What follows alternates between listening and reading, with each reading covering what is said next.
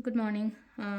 Ngasi card message yang ngasi ko. Ngasi card message se koi si kisina koi gi Rashi gi ni ko. Rashi gi oina tarot card reading ko. Ado sida aina spread tawri sida gi trying to ilo thoke ko. Ahan ba sida leire. Ani shuba sida leire. Ahum. Mari. Manga. Taruk.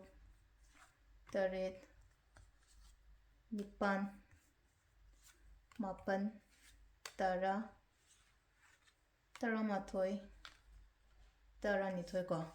Ka trying thoi Rashi trying thoi ko khoi han ba mesh ko mesh kina lai se kaino mesh ke sele se isha da khatang ai tar ko mi pun ba khot pa adum ba mayam do thadu oga isha da khara matam pi ba mayam darkar roi ko ngasi se ko meditate kumba kai gumba to ko wakhan nungai gani ko wakhan shanti le gani ko sina mesh ki le ko brisha gi na khudong chaba gumba kai gumba khara la wa hina pi ri ko ayat apan gumba lai roi taw ba thabak ta ano ba thabak kum gang gumba kai gumba lak pa tawri ba thabak tu chawkhat pa mai tar ko sisna khoi gi mithun rashi gi na hadi emotionally ke ka decision making gumba taw gano ko hadi se le no ko khatang practical oiba amai taro ko hadi sisna khoi gi kaino ko changes kumba khara la o haina pi ri ko sida no mo karkara shi gi so change hadi hong isha za khitang hong ba khot pa amai taro ko sidana mo akhoi gi singara shi gi se le no ko hadi sum aina leiri ba jaga sida gi chatning ba khoning ba lening da ba oin obodo hadi sida gi tho ati sai je khara shanti ga leido male kai khan gani ko sida koi thok padi yai ke shukai de ko do problems kumba kai gumba le ha ga di face to adu ki part to mo ko